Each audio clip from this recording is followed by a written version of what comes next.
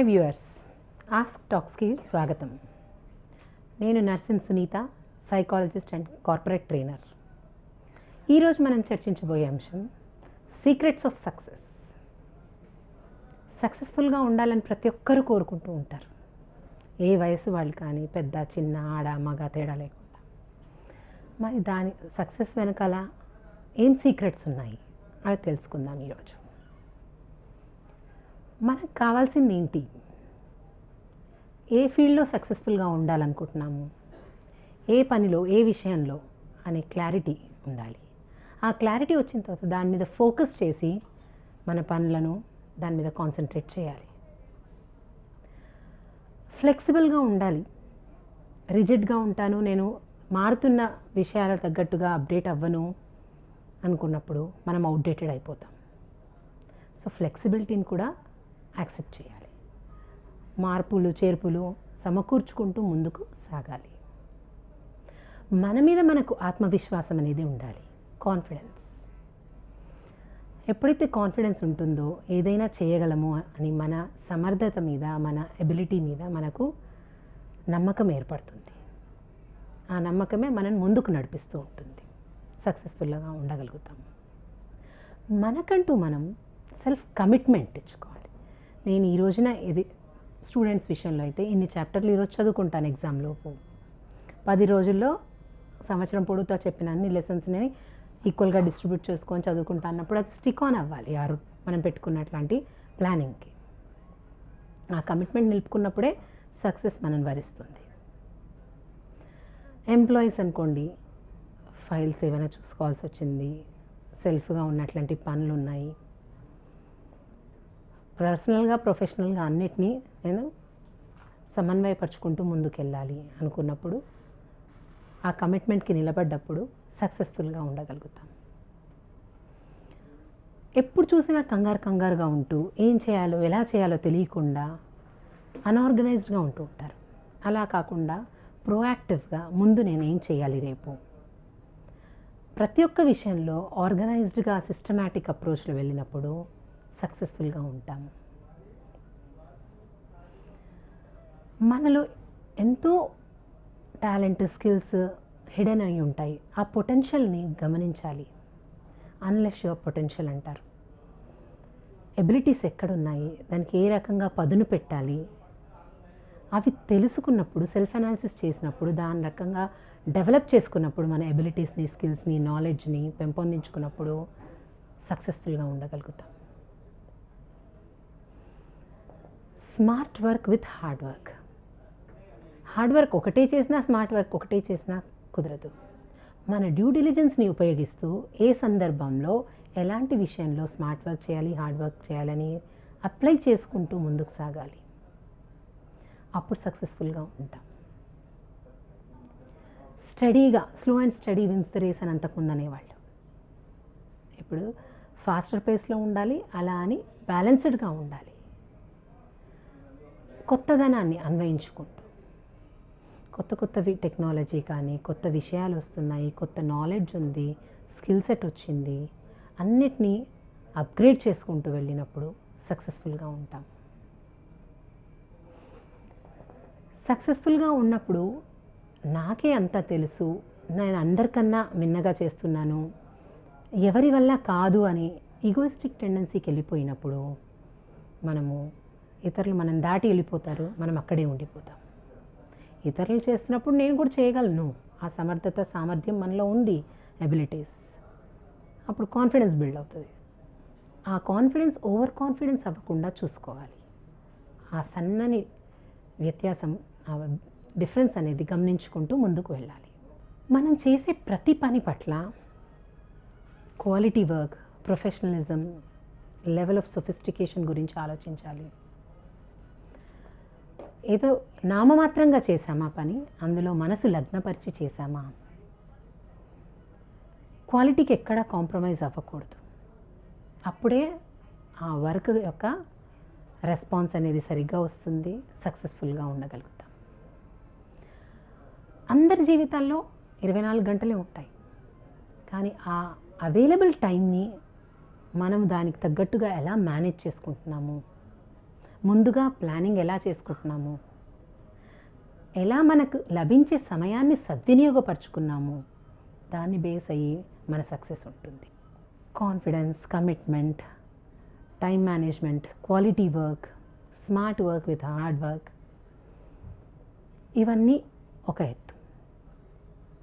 పర్సనల్గా, ఫిజికల్గా మనము ఇవన్నీ చేయడానికి మన హెల్త్కి ఏ కేర్ తీసుకుంటున్నాము, ఇంటర్నల్గా మనం ఏదైనా చేయడానికి ఆ స్ట్రెంగ్త్ మనలో ఉండాలి అన్నప్పుడు ఫిజికల్ ఫిట్నెస్ గురించి కేర్ తీసుకోవడం, అప్స్ అండ్ డౌన్స్ని ఫేస్ చేయడం కోసం మెంటల్ ఫిట్నెస్. ఏదొచ్చినా కూడా సక్సెస్ రానివ్వండి, ఫెయిల్యూర్ రానివ్వండి, ఏదైనా ఒకే రకంగా తీసుకుంటా దాని నుంచి నేను ఇంకా ముందుకెలా వెళ్ళాలి, ఫెయిల్యూర్ వచ్చినప్పుడు దాని నుంచి నేర్చుకోవాల్సిన లెర్నింగ్స్ ఏంటి, ఏ లెసన్స్, ఏవి మిస్టేక్స్ రిపీట్ అవ్వకూడదు అని ముందుకు సాగినప్పుడు సక్సెస్ఫుల్గా ఉంటాం. సక్సెస్ వచ్చిందనేసి ఆగిపోకుండా ఇంకా నెక్స్ట్ స్టెప్ ఏముంది, ఎలా రీచ్ అవ్వాలి, ఆ సక్సెస్ని ఎంజాయ్ చేస్తూ నెక్స్ట్ లెవెల్కి వెళ్ళే ప్రయత్నం చేయాలి. అప్పుడు కూడా హ్యాపీగా త్రూఅవుట్ ద జర్నీ సక్సెస్ఫుల్గా ఉంటాం.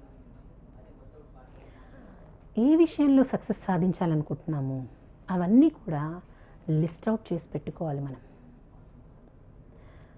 ఆ విషయంలో ఆ దిశగా మనం వెళ్తున్నామా లేదా పీరియాడిక్గా చెక్ చేసుకుంటూ ఉండాలి. అవసరమైనప్పుడు మార్పులు చేర్పులు చేసుకోవడానికి ఫ్లెక్సిబుల్గా ఉంటూ ఎడిట్ చేసుకుంటూ ఉండాలి. ఎడిట్ చేసుకున్నాము, రివ్యూ చేసుకున్నాము రాసుకున్న వాటిని, కానీ డిస్ట్రాక్ట్ అయిపోతూ ఉంటాము.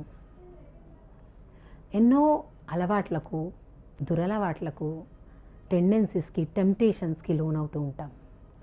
వీటన్నిటి మీద మన కంట్రోల్ తెచ్చుకోవాలి. మనం అనుకున్నాము, ఒక లక్ష్యం పెట్టుకున్నాము, ఒక విషయంలో సక్సెస్ సాధించాలనుకున్నాము, ఆ విషయంలో నేను అనవసరంగా డీవియేట్ అయిపోతున్నాను, నేను డీవియేట్ అవ్వకుండా నా మార్గంలోకి రావాలి అని కంట్రోల్ తెచ్చుకున్నప్పుడు ఆటోమేటిక్గా మనం సక్సెస్ఫుల్ అవుతాం. మనం చేసే పని ఎందుకు చేస్తున్నాము, మనకు తెలిసింది ఇష్టమైందే చేస్తున్నామా, మన పొటెన్షియాలిటీకి తగ్గట్టుగా ఆ ఫీల్డ్ ఎన్నుకున్నామా, ఆ ఫీల్డ్ ముందుకెళ్తున్నప్పుడు అక్కడ ఎదురయ్యే సిచ్యువేషన్స్కి మనము ప్రిపేర్డ్నెస్తో ఉన్నామా అనేది చెక్ చేసుకోవాలి. ఇక్కడ ఒక చిన్న విషయం తీసుకుందాం. చాలా మరుగుతున్న నీళ్లు ఉన్నాయి. ఒక బౌల్ తీసుకొని అందులో కొన్ని బాయిలింగ్ వాటర్ పోసాము, ఇంకొక బౌల్ తీసుకొని ఇంకో బాయిలింగ్ వాటర్ పోసాము. ఆ మరుగుతున్న నీటిలో ఒక దాంట్లో బంగాళదుంపను వేసాము, పొటాటో, ఇంకొక దాంట్లో పంచదార, షుగర్. ఇప్పుడు ఈ మరుగుతున్న నీటిని ప్రభావం ఏమవుతుంది ఆ పొటాటో మీద?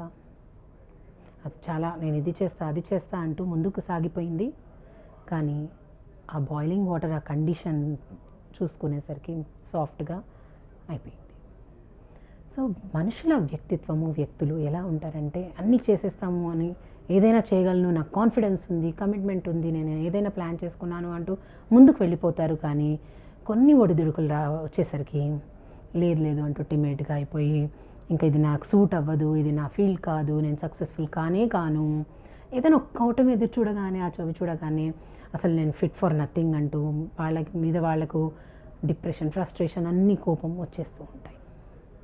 అదే షుగర్ అనుకోండి, ఆ వాటర్లో కరిగిపోయి స్వీట్గా సిరప్ తయారైపోయింది. సో అలా ఫేస్ చేసే సిచ్యువేషన్స్ అన్నిటినీ కూడా, ఆ సిచ్యువేషన్స్ని మన వల్ల ఎలా మార్చుతాము, మనకు అనుకూలంగా ఎలా మార్చుకోగలుగుతాము అని ఆలోచిస్తే, అలా ఆలోచిస్తూ ముందుకెళ్తే సక్సెస్, విజయం అనేది మన వెన్నంటే ఉంటుంది. నో దై సెల్ఫ్ అంటారు. అందుకని మనం ఏంటి, ఎక్కడ రాణించగలుగుతాం, మనకు నచ్చిన ఫీల్డ్ ఏంటి, అక్కడ పాసిబిలిటీస్ ఏవే ఉన్నాయి, ముందుకు ఎలా వెళ్ళాలి. నేర్చుకునే విషయాలన్నీ కూడా జస్ట్ లెర్నింగ్స్గా మైండ్లో ఉంచుకుంటూ ఉంటారు, దాన్ని ఆచరణలో పెట్టరు. ఆ లెర్నింగ్స్ని అడాప్ట్ చేసుకొని ఇంప్లిమెంట్ చేసుకున్నప్పుడు లీప్స్ అండ్ బౌండ్స్ లాగా మన సక్సెస్ ఉంటుంది. చిన్నప్పుడు విన్న పిచ్చుక కథ. ఒక వేటగాడు తనకి ఆహారం చేసుకోకుండా ఒకతను కాపాడి ఇంటికి తెస్తాడు. దాని స్వేచ్ఛను ఎక్కడ ఇదైపోతుందో అని చెప్పేసి అతను ఏం చేశాడు, దానికి ఒక పాఠం నేర్పించాడు. తిరిగి నేను వనానికి వెళ్ళిపోవాలి, నా ఫ్యామిలీతో గడపాలి, వేటగాడు మళ్ళీ వస్తాడు, ధాన్యం వేస్తాడు, ఆ వలలో చిక్కుకోకూడదు అని.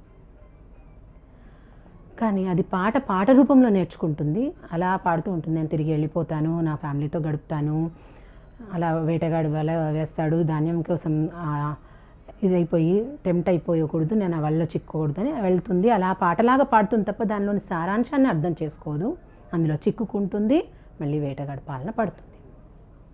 ఇదే రకంగా కొన్ని టెంప్టేషన్స్, ఎక్స్టర్నల్ అట్రాక్షన్స్, డిస్ట్రాక్షన్స్కి లోన్ అవ్వకుండా మనము ఏం తెలుసుకున్నాము, మన నాలెడ్జ్, స్కిల్స్ అన్నీ కూడా సరైన రీతిలో పెట్టుకొని మనకు కావాల్సిన మార్గంలో ఎన్నుకున్నప్పుడు సక్సెస్ఫుల్గా ఉంటాము. ఎలాంటి వాటికి లోన్ అవ్వకుండా మనము హ్యాపీగా ముందుకు సాగుతూ ఉంటాము. ఏ ఫీల్డ్ ఎన్నుకున్నా అందులో సక్సెస్ఫుల్గా ఉంటాము. ఇవన్నీ సూచనలు పాటిస్తారని ఆశిస్తూ సెలవు.